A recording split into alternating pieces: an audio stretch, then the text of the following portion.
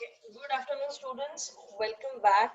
Sorry, it's good evening. Good evening, students. Welcome back again to the second lecture of the second chapter, that's health and diseases.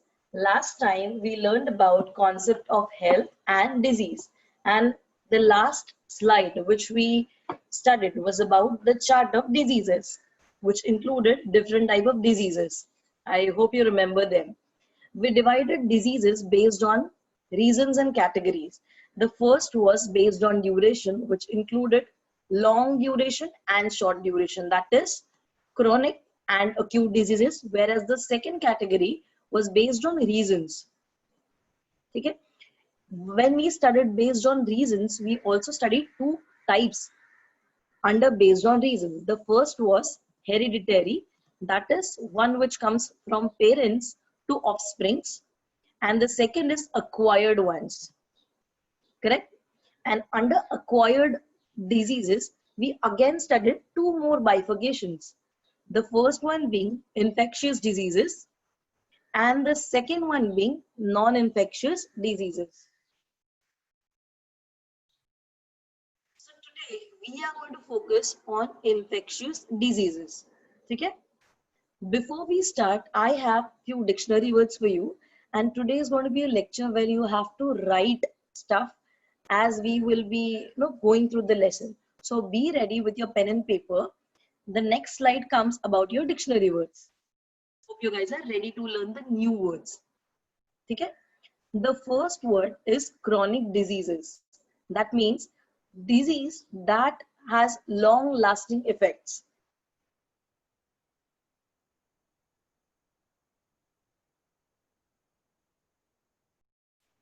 ये disease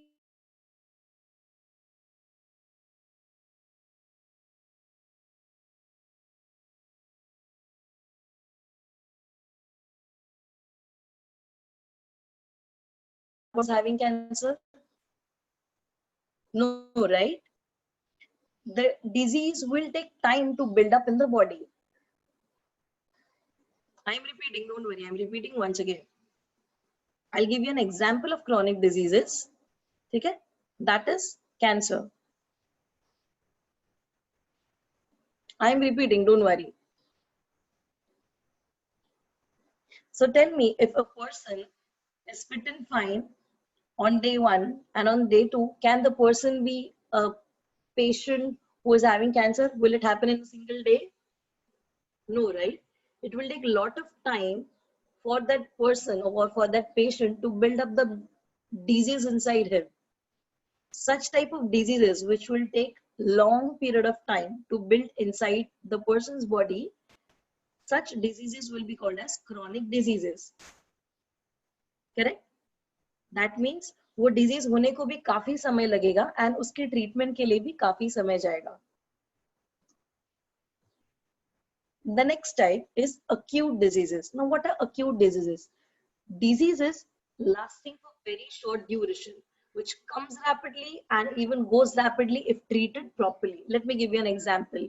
You go in the rain, you get wet, and then you catch cold, right?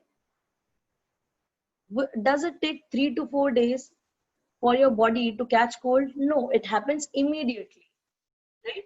Such type of diseases comes under acute diseases. The next word is hereditary. What is hereditary? These are diseases that are passed from one generation to another generation. Let's say there's a parent who's having diabetes. There are high chances that its offsprings, that means that parents' kids will also transmit the same disease. ऐसा disease जो parents से बच्चों में आ जाता है. Such type of diseases are called as hereditary disease. Next, acquired disease. What is acquired disease? Diseases that are acquired after birth. ठीक है? And the one which are not hereditary. Parents का इसमें कोई भी हाथ नहीं है. आप जाके बारिश में भीग के आ रहे हो. So only you are going to catch cold. It is not hereditary. Next, infectious diseases.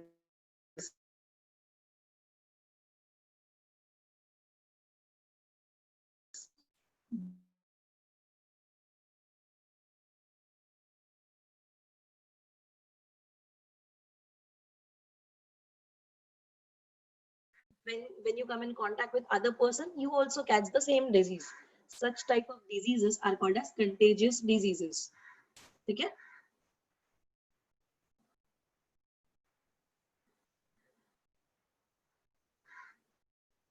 If I am repeating once again, infectious diseases are the disease that are caused either due to any microbe or pathogen, and they are contagious in nature. What is contagious? It's a disease that is spread from one person to other person when you come in contact with the infected person. Okay?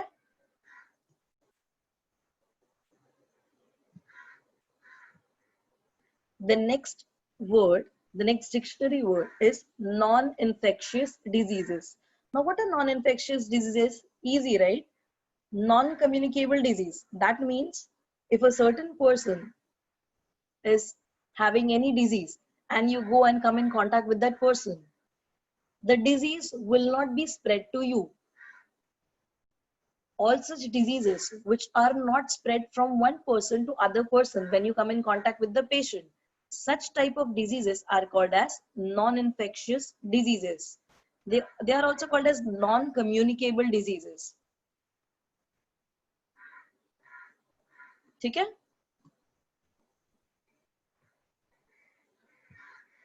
Now the last word, pathogen. What is pathogen?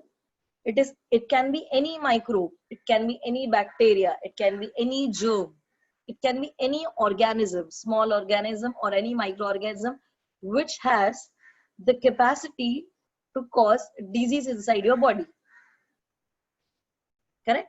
So pathogen is always a disease causing organism or germ. Understood with this 7 words? I'm giving you 2 minutes, quickly write them down. Your time starts now.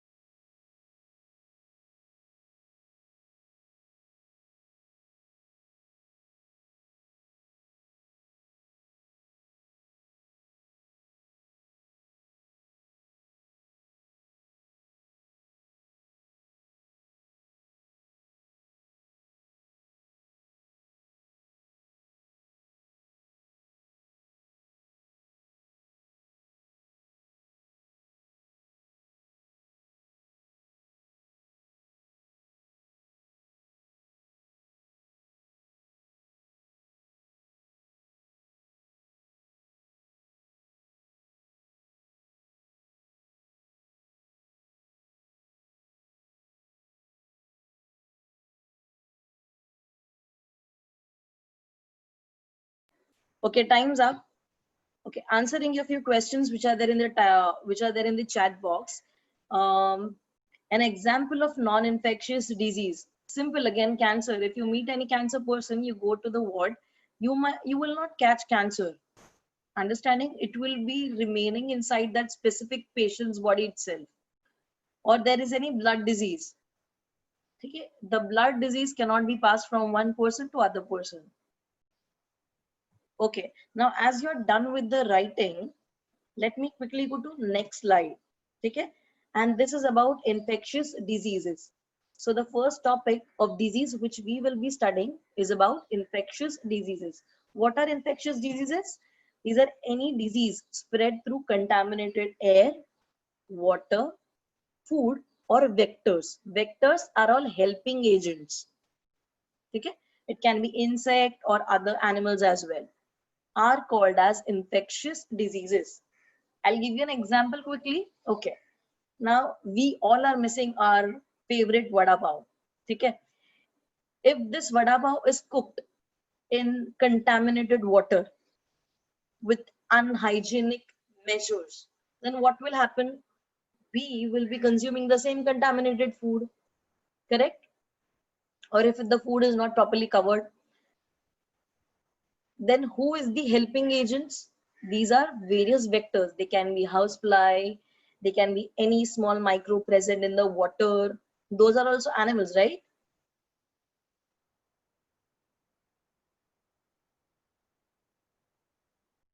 Yes, all these are for infectious diseases are the disease that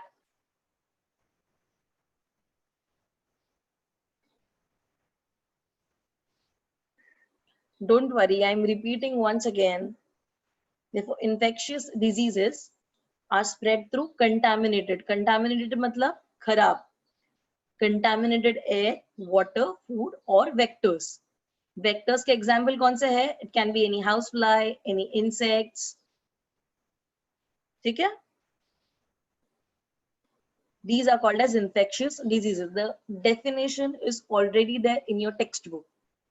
You just have to write a heading as infectious diseases. Okay? Okay. Now, before we further move to infectious diseases, there is a question asked in the textbook. Let's have a look at it. The textbook is asking this question that how do the following diseases spread? Which are these diseases? Hepatitis, malaria, scabies, TB is tuberculosis, dengue, dysentery, ringworm, swine flu. Now, I hope you must have heard most of the diseases, right? What is hepatitis? Hepatitis is nothing but jaundice.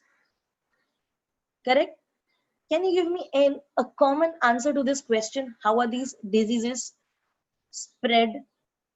What will be the major reason behind spreading of such dangerous diseases? They are curable. Don't worry. They are curable.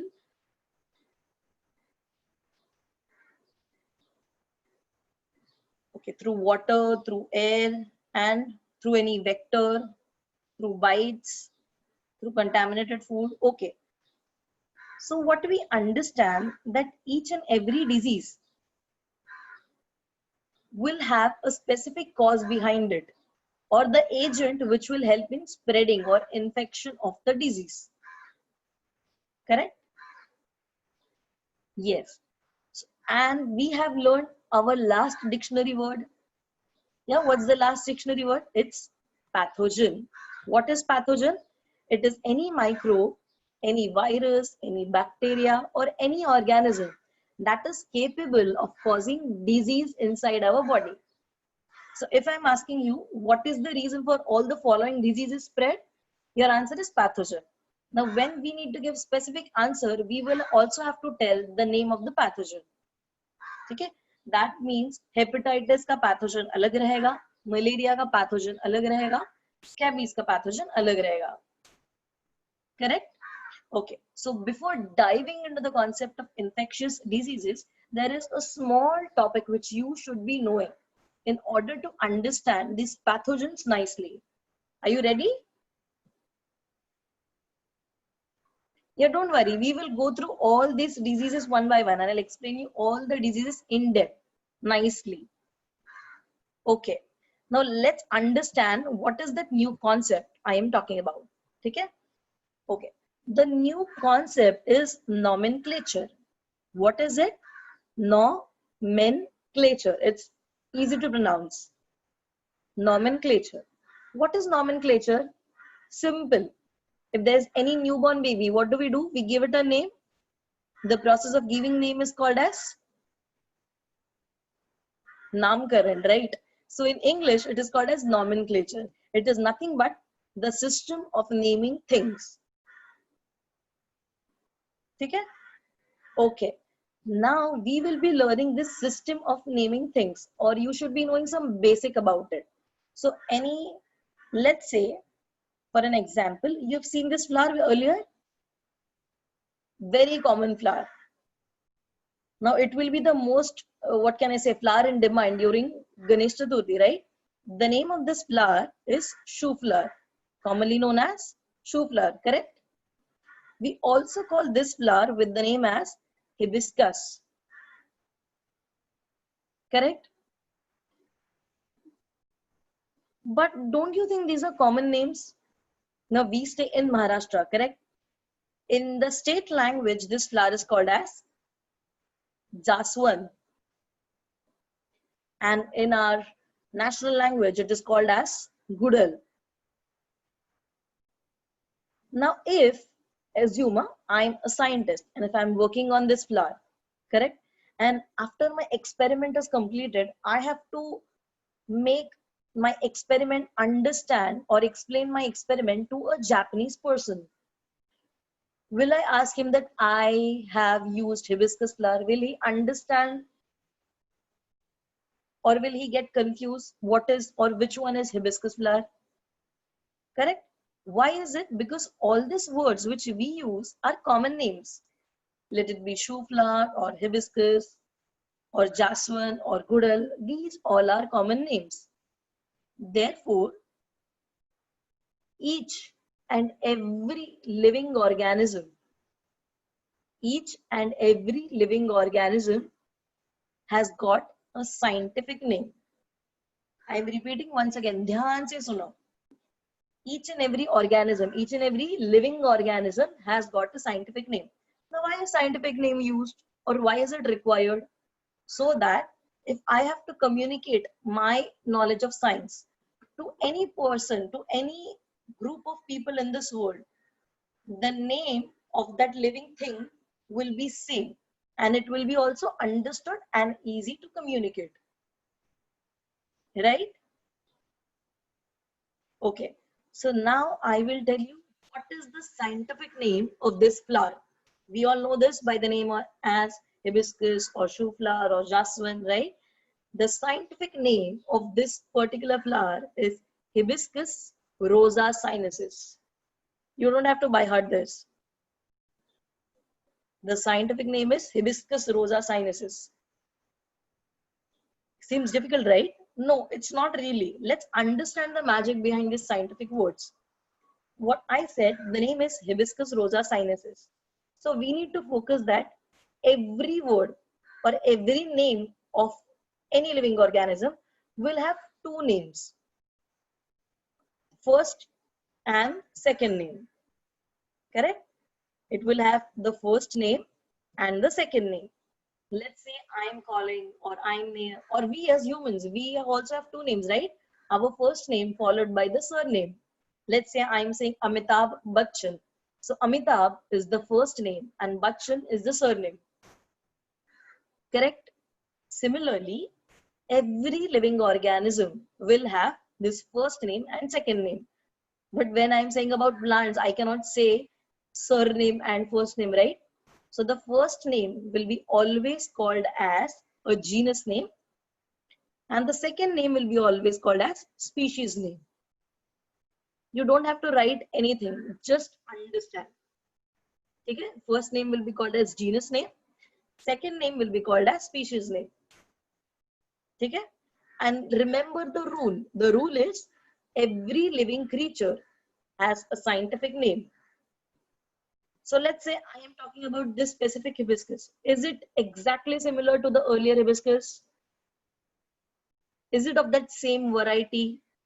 और ये तो hibiscus है, लेकिन इसका variety अलग है. Correct? So because the variety is different, surname will change. And science के language में surname को हम लोग क्या कहते हैं? Species name. So the name of this flower And there's one more type of hibiscus जो usually हम लोग village area में देखते हैं. Yeah, even the second picture is a hibiscus flower, commonly known as spider hibiscus. Correct? Now both in front of the screen are hibiscus, but are they similar? Are they exactly same? No. If they are not exactly same, their surname has to be changed. Therefore, the name of the first flower is Hibiscus tilias, and the second flower is Hibiscus schizopetalis. You don't have to remember, just understand the concept. Understand that each and every creature will have scientific name, and every scientific name will be made up of two names. First is the genus name, and the second, which starts with small letter, is the species name. Now tell me, which is this fruit? It's mango, right? The common name is mango. Hindi, aam. But as it is also a living creature, don't you think even it will have a scientific name? Yes, it will. So the scientific name of this mango is Mangifera indica. Okay.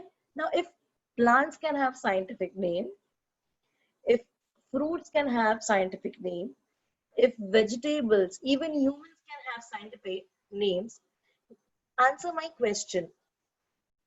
Will a bacteria or fungi have a scientific name?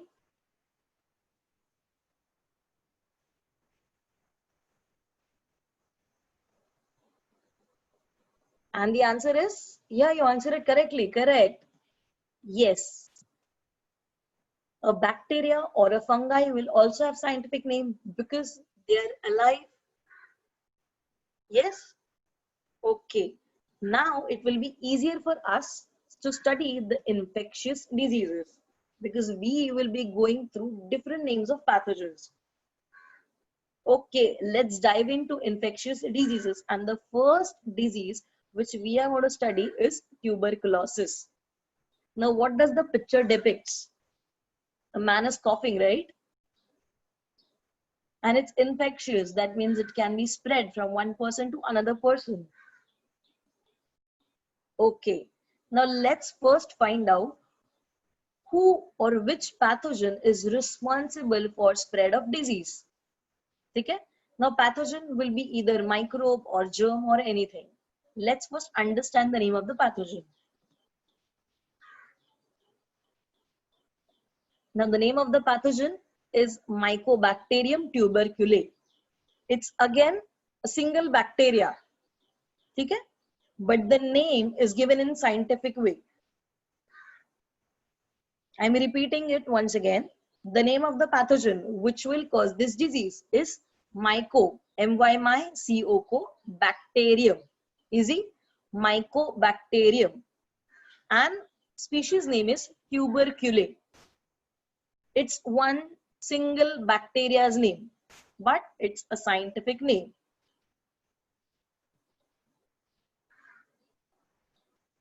Okay? Now quickly write down the first disease under infectious diseases heading which I've already given. Write down tuberculosis and also write the pathogen for it as Mycobacterium tuberculosis. Quickly.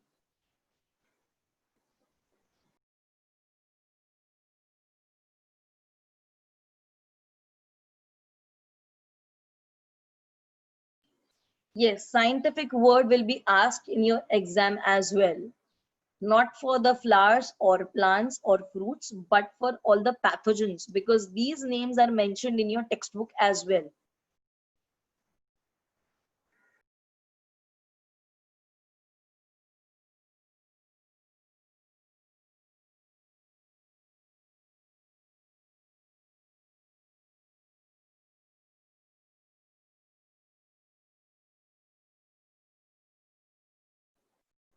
Okay, as the doubt is there in the chat box, there's no wounded area in this picture.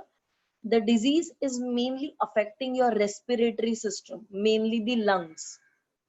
So this bacteria enters your lungs and starts damaging it.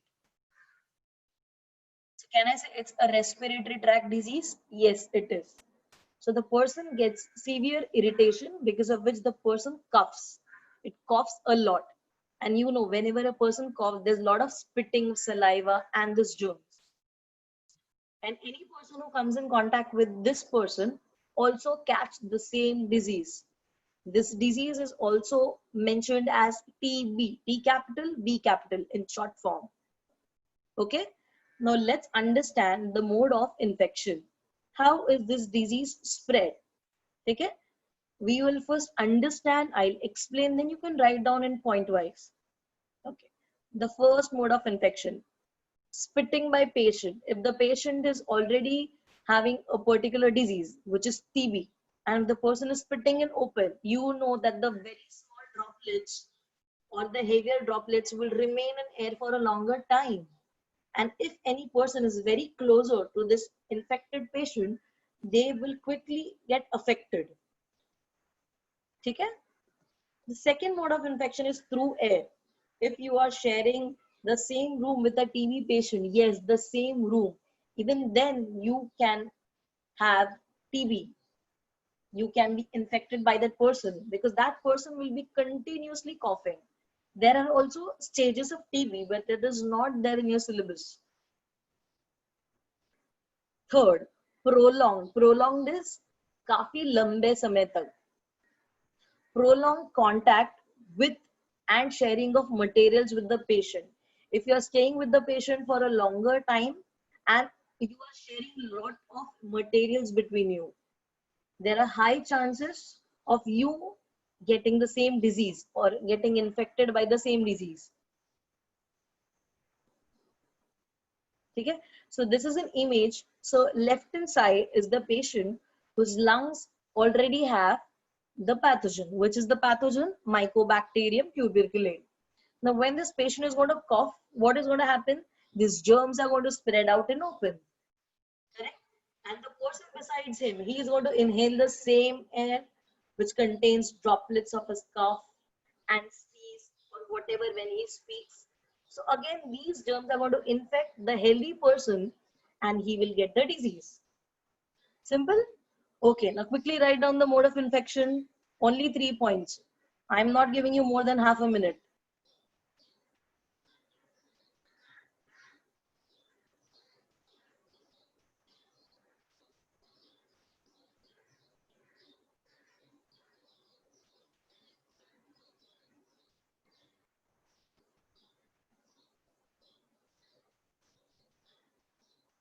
I am asking you to write and not take screenshots for now. Please understand.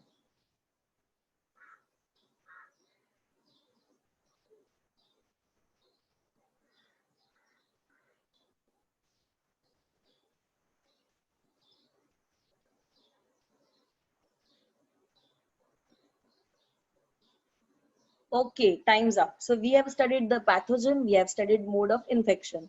Now we will study symptoms. What are symptoms? The signs which will help us to understand whether that person is having a particular disease or not. Okay? Now what will be the symptoms?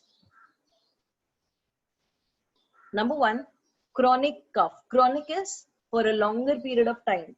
The person, if the person is coughing for more than 14 days, the person is supposed to go and get himself tested for TB. Okay? Bloody spitting. What is bloody spitting? Because of coughing for a longer time or for a very long time. What happens? They also spit out blood a bit from their mouth. That's on, maybe when it's second stage or more, then is when this particular symptom is, very much increased or very much, you can say, visible. It's not in the very first stage when you see bloody spitting. The third is emaciation. What is emaciation? A person being extremely or abnormally weak and becoming thin. काफी ज़्यादा कमजोर हो जाना. That is called as emaciation. And the fourth point is having difficulty in breathing, which is completely obvious. Correct?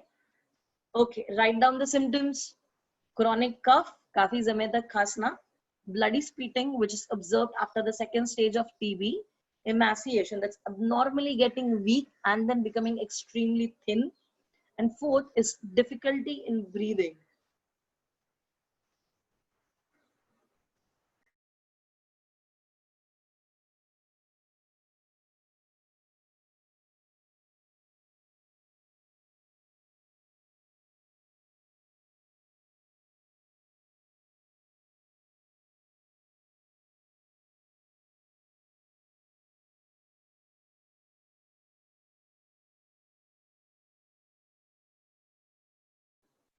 Okay, now we have understood the disease, we have understood the pathogen, we studied how the disease is spread. Okay? We also saw which are the symptoms to understand or diagnose a disease. Now let's come to the very important part, which is the treatment and prevention. Okay?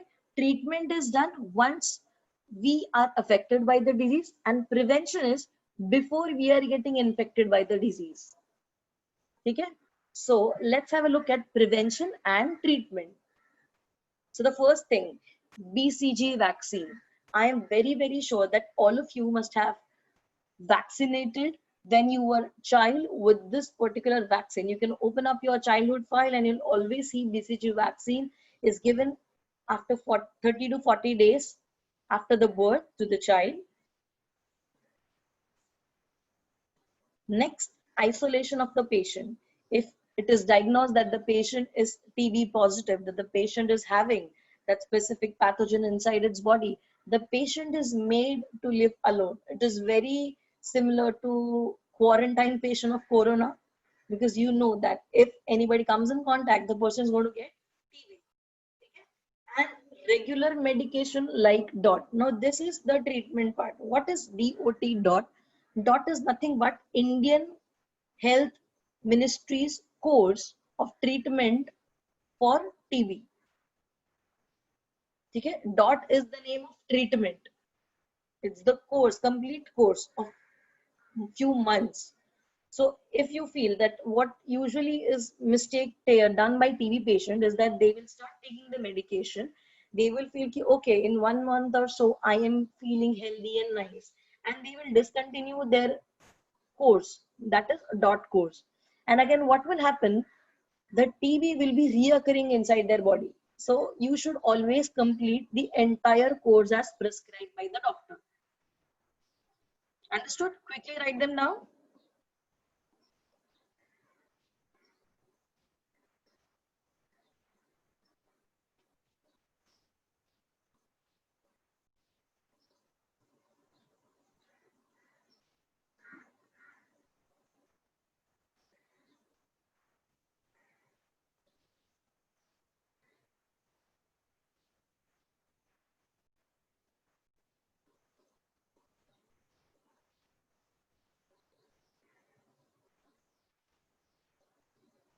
Okay, there is a doubt asked to me. The full form of DOT is directly observed treatment. It's the treatment recommended by World Health Organization. Okay, so we are done with the today's portion, also done with the time. Do let me know if you have any doubt when we continue with our chapter on the next time. That's next week. Nishant sir, I'm done here.